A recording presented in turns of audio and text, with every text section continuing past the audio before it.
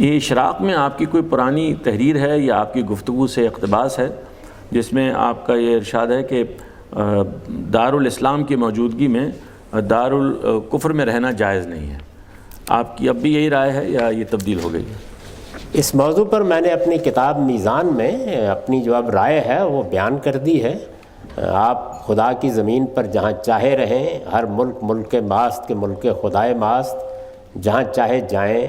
جانے کی وجہ معاش بھی ہو سکتی ہے، شوق بھی ہو سکتا ہے، تعلیم بھی ہو سکتی ہے،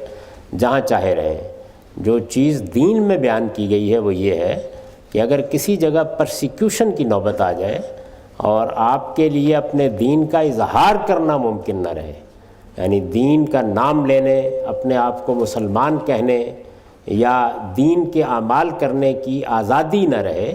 تو وہاں سے اللہ تعالیٰ نے فرمایا ہے کہ اگر کوئی ہجرت کی جگہ ہو تو پھر آدمی کو چلے جانا چاہیے۔ تو میں نے یہ بات اپنی کتاب میزان میں